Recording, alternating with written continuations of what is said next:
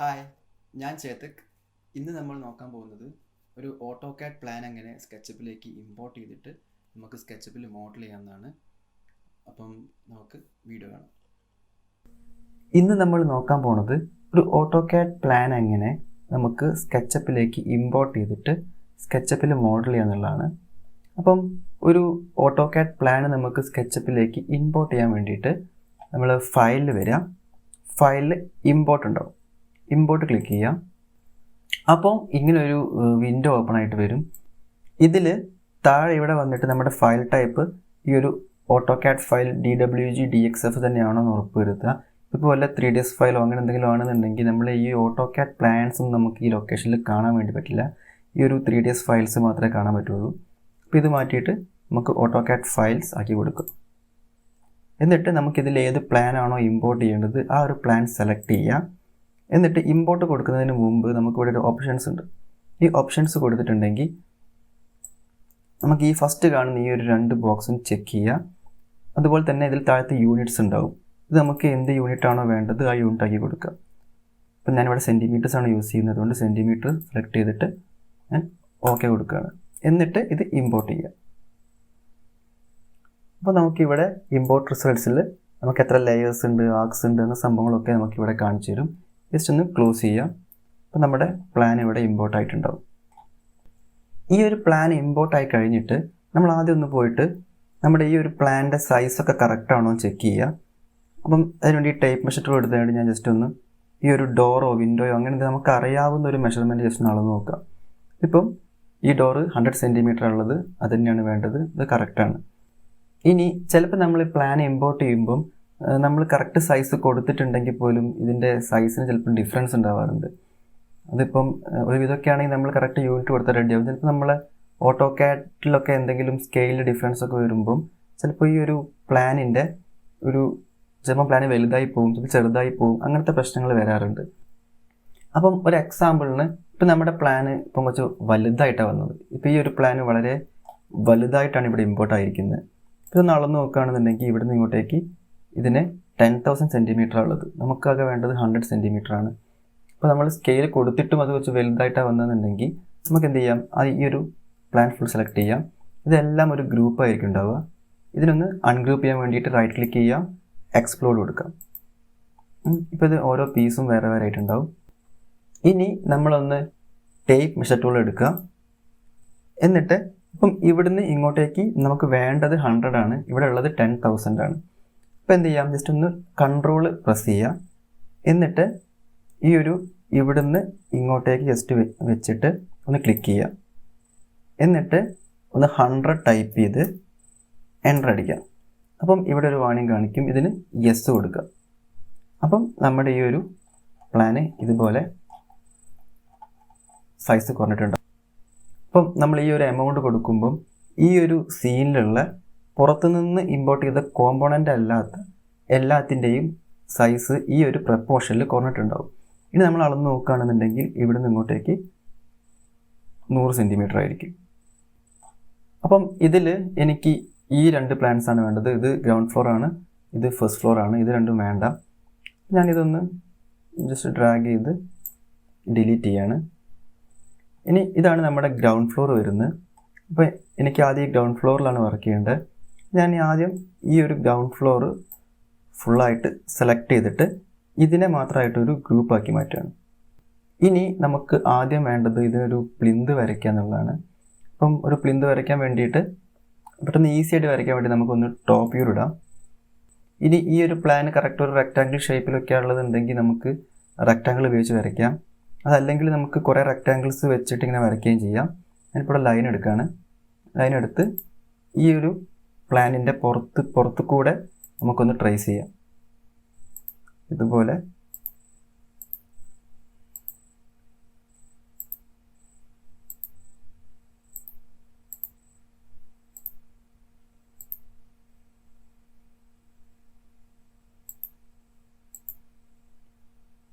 Plinth വേണ്ട ഭാഗം ഒന്ന് ട്രേസ് ചെയ്തെടുക്കാം. എന്നിട്ട് നമ്മളെ പ്ലിന്തിൻ്റെ ഹൈറ്റ് എന്ന് പറഞ്ഞിട്ടുണ്ടെങ്കിൽ 45 സെൻറ്റിമീറ്റേഴ്സ് ആണ്. അപ്പം ഇതിനെ പുഷ് പുൾ എടുത്തിട്ട് ഒരു 45 സെൻറ്റിമീറ്റേഴ്സ് കൊടുക്കാം.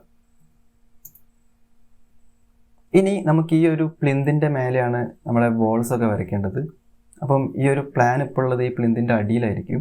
അപ്പം ഈ പ്ലാനിനെ ഈ പ്ലിന്തിൻ്റെ മേലേക്ക് എടുക്കാൻ വേണ്ടിയിട്ട് ജസ്റ്റ് ഈ പ്ലാൻ ഒന്ന് സെലക്ട് ചെയ്യാം.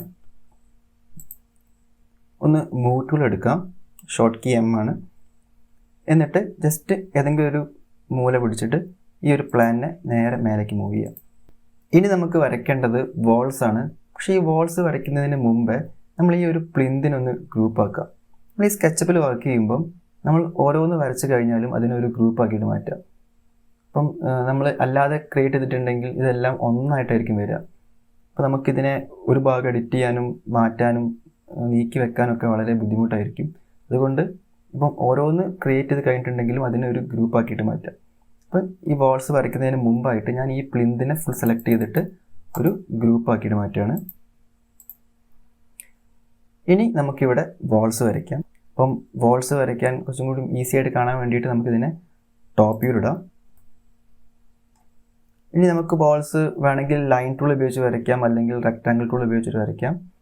ഞാനിവിടെ റെക്റ്റാങ്കിൾ എടുക്കുന്നത്. അപ്പം റെക്റ്റാങ്കിൾ എടുത്ത് കഴിഞ്ഞിട്ട് നമുക്ക് ഈ ഒരു വോൾസ് വരുന്ന ഭാഗമൊക്കെ റെക്റ്റാങ്കിൾ വെച്ച് വരയ്ക്കാം. ഞാൻ ഇവിടുന്ന് ആദ്യം റെക്റ്റാങ്കിൾ എടുത്ത് നേരെ ഇവിടെ വരെ വരയ്ക്കുകയാണ്. അപ്പം ഇങ്ങനെ വരയ്ക്കുമ്പം എന്താ ഇവിടെ സംഭവിക്കുന്നത് വെച്ചിട്ടുണ്ടെങ്കിൽ നമുക്കിവിടെ വേറൊരു റെക്റ്റാങ്കിളാണ് വരുന്നത്. ഈ റെക്റ്റാങ്കിൾ നമുക്ക് വേണമെങ്കിൽ ഇവിടെ നിന്ന് പുള്ള് ചെയ്യാൻ പറ്റും. പക്ഷേ നമുക്കിതിൻ്റെ ഇടയ്ക്ക് ഇവിടെയൊക്കെ വിൻഡോസൊക്കെ വരുന്നുണ്ട്. അപ്പം അതിന് വേണ്ടിയിട്ട് നമ്മൾ എന്ത് ചെയ്യാം, റെക്റ്റാങ്കിളിന് എടുത്തിട്ട് ഈ ഒരു വിൻഡോ കൂടെ വേറെ ട്രേസ് ചെയ്യാം. അപ്പോൾ നമുക്ക് എന്തായി, ഈ ഒരു വോൾ നമുക്കിതുപോലെ വേറെയും അതുപോലെ തന്നെ ഈ വിൻഡോ വേറെ ആയിട്ട് പുള്ള് ചെയ്യാൻ പറ്റും. അപ്പം ഇതുപോലെ നമുക്ക് ഓരോ ഭാഗവും വരയ്ക്കാം.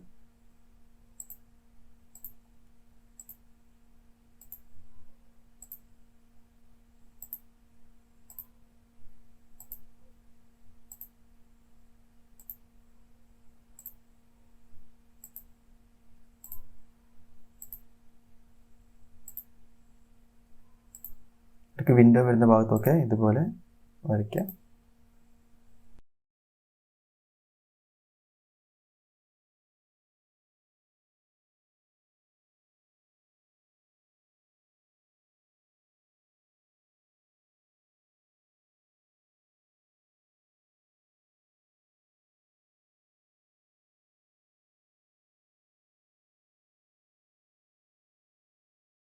അപ്പം നമ്മളിവിടെ ഈ റെക്റ്റാങ്കിൾസ് ഒക്കെ വരച്ച് കഴിഞ്ഞിട്ടുണ്ട്.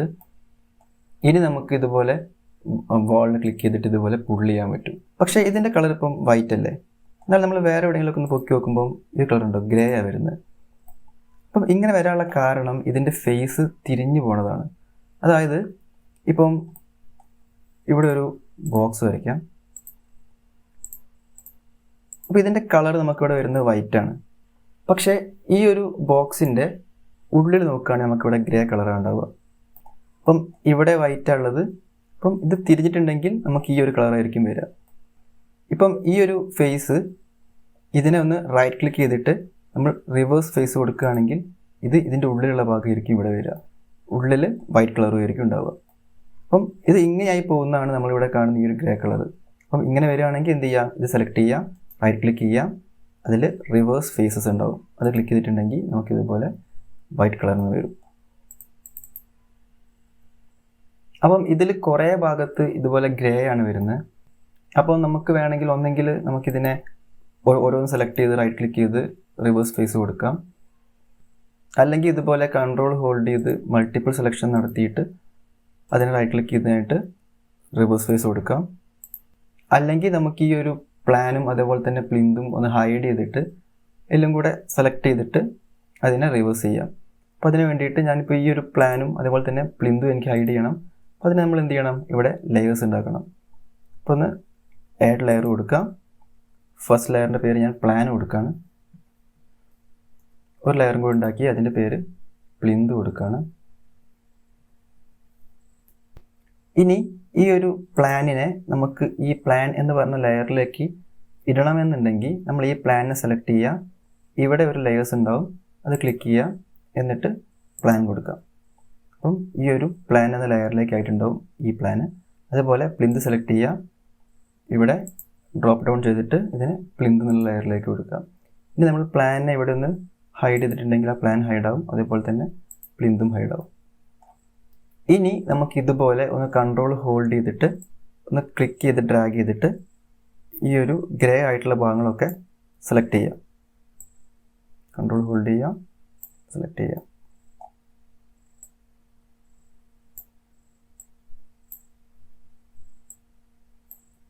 എന്നിട്ട് റൈറ്റ് ക്ലിക്ക് ചെയ്യാം, റിവേഴ്സ് ഫേസ് കൊടുക്കുക. അപ്പം ഇതെല്ലാം വൈറ്റ് ആയിട്ടുണ്ടാവും.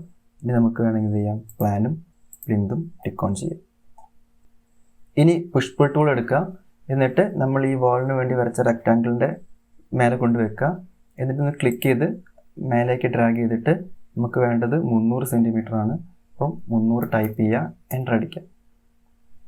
ഇനി നമ്മുടെ തൊട്ട് മുമ്പ് ചെയ്തിട്ടുള്ള ആക്ഷൻ പിന്നെ റിപ്പീറ്റ് ചെയ്യണമെന്നുണ്ടെങ്കിൽ നമുക്കിവിടെ വരാം, ഒന്ന് ഡബിൾ ക്ലിക്ക് ചെയ്താൽ മതി. അപ്പം കറക്റ്റ് ഈ ഒരു ഹൈറ്റിൽ ഇത് ഫുള്ളായിട്ടുണ്ടാവും. അതുപോലെ നമ്മളിപ്പോൾ ഈ ഒരു റെക്റ്റാങ്കിൾ 2 എണ്ണം ഇവിടെ വരച്ച്, അപ്പം അതുകൊണ്ടാണ് ഇവിടെ ഒരു ലൈന് വന്നുകൊണ്ടാണ് ഇത് വേറെയും ഇത് വേറെ ആയിട്ട് നമുക്ക് കിട്ടുന്നത്. അപ്പോൾ ഒന്ന് ഇറേസർ എടുത്ത് ഈ നടുക്കുള്ള ലൈനൊന്ന് ഇറേസ് ചെയ്യുകയാണെന്നുണ്ടെങ്കിൽ നമുക്ക് എന്ത് ചെയ്യാം, ഇതിനെ ഒരുമിച്ച് നേരെ പുള്ള് ചെയ്യാൻ പറ്റും. അപ്പം ഇതുപോലെ ഇറേസ് ചെയ്തിട്ട് നമ്മൾ പുള്ള് ചെയ്യുകയാണെന്നുണ്ടെങ്കിൽ ഇതുപോലെയുള്ള ലൈൻസ് ഒന്നും എടുക്കുന്നുണ്ടാവില്ല, നമുക്ക് ക്ലീൻ ആയിട്ടുള്ള ബോൾസ് കിട്ടും.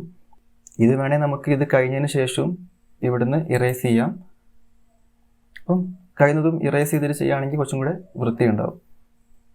അപ്പം ഞാൻ എല്ലാ വാളിൻ്റെ അടുത്തും പോയി ഡബിൾ ക്ലിക്ക് ചെയ്തിട്ട് ഇതിനെ പുള്ള് ചെയ്യാണ്.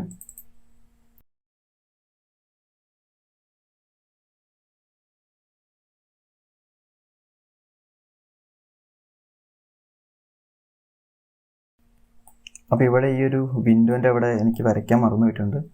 ഞാൻ ജസ്റ്റ് റെക്റ്റാങ്കിൾ എടുത്ത് ഇവിടെ വരയ്ക്കുകയാണ്. ഇവിടെ എടുത്ത്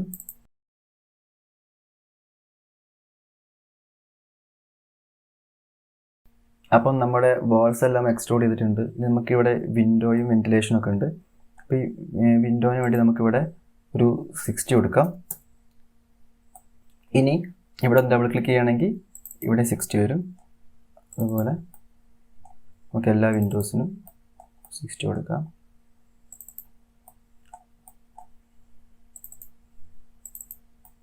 ഇനിയുള്ളത് വെന്റിലേഷനാണ്. അപ്പോൾ ഞാനൊരു 15ൻ്റെ വെന്റിലേഷനാണ് കൊടുക്കുന്നത്. അപ്പോൾ ഇവിടെ നിന്ന് ഇങ്ങോട്ടേക്ക് 160 എക്സ്ട്രൂഡ് ചെയ്യാം. ഇവിടെയും വരുന്നുണ്ട് ഒരു വെന്റിലേഷൻ, ഡബിൾ ക്ലിക്ക് ചെയ്യാം. അതുപോലെ ഇവിടെയും വരുന്നുണ്ട്. ഇനി നമ്മുടെ ലിൻഡൽ ഹൈറ്റ് വരുന്നത് 210 ആണ്. അപ്പം എന്ത് ചെയ്യാം, ഇവിടെ നിന്ന് ഇങ്ങോട്ട് 210 പോയാൽ ബാക്കി 90 ഉണ്ടാവും. അപ്പം അത് വരയ്ക്കാൻ വേണ്ടിയിട്ടൊന്ന് ടേപ്പ് മെഷർ ടൂൾ എടുക്കുക. എന്നിട്ട് ഇവിടുന്ന് ഇങ്ങോട്ടേക്ക് 90 സെൻറ്റിമീറ്ററിൽ ഒരു ഗൈഡ് ലൈൻ വരയ്ക്കാം. എന്നിട്ട് ലൈൻ എടുക്കുക, ഇവിടുന്ന് ഇങ്ങോട്ടൊന്ന് വരച്ചിട്ട് പുഷ് പുൾ എടുത്ത് ഇവിടെ നേരെ ഇവിടേക്കൊന്ന് പുള്ള് ചെയ്യാം. അതുപോലെ എല്ലാ വിൻഡോയിലും വരയ്ക്കുക.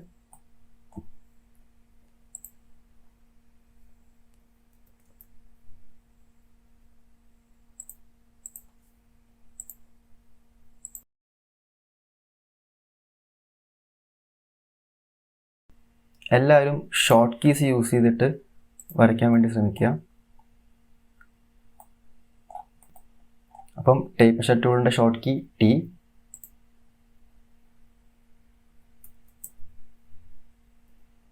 ലൈനിൻ്റെ ഷോർട്ട് കീ L, പുഷ് പുള്ളിൻ്റെ P.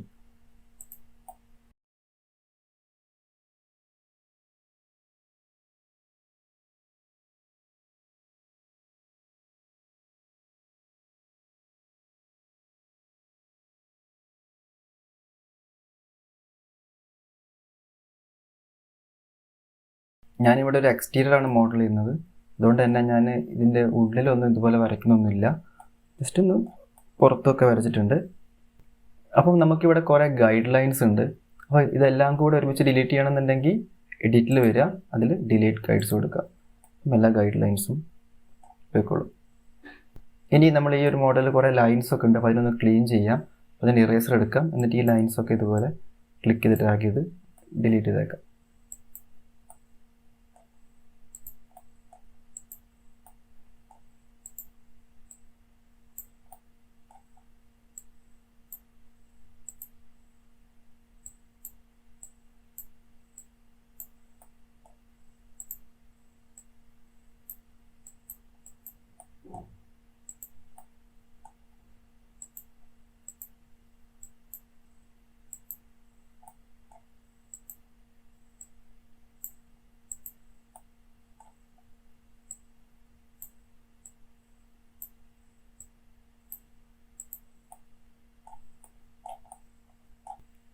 അപ്പോൾ ഈ വോൾ മൊത്തം വരച്ച് കഴിഞ്ഞിട്ടുണ്ടെങ്കിൽ എന്ത് ചെയ്യാം, ഈ വോളിന് ഫുൾ സെലക്ട് ചെയ്യാം, എന്നിട്ട് റൈറ്റ് ക്ലിക്ക് ചെയ്യുക, മേക്ക് ഗ്രൂപ്പ് കൊടുക്കുക.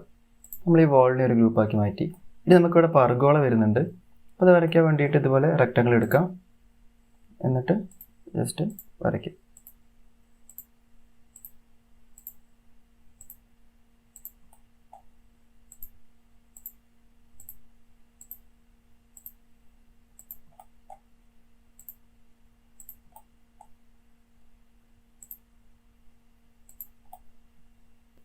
അപ്പോൾ ഇത് മേലെ വരെ വരുന്നതാണ്. നമുക്ക് തൽക്കാലം ഈ ഒരു ഹൈറ്റിലേക്ക് ഇതിനെ എക്സ്ട്രൂഡ് ചെയ്ത് വെക്കാം. അപ്പോൾ അതിനുവേണ്ടി ഞാൻ ഇവിടെ ക്ലിക്ക് ചെയ്ത് നേരെ ഈ ഒരു ഹൈറ്റിലേക്ക് കറക്റ്റാക്കി എക്സ്ട്രൂഡ് ചെയ്യുന്നു. ഈ ബാക്കിയുള്ളതൊക്കെ ഡബിൾ ക്ലിക്ക് ചെയ്യാം.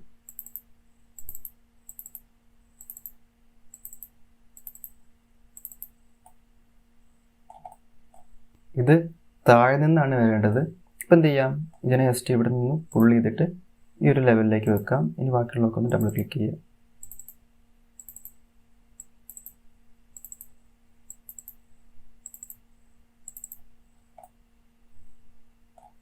ഇനി നമുക്കിതിനെല്ലാം ഒന്ന് സെലക്ട് ചെയ്യാം.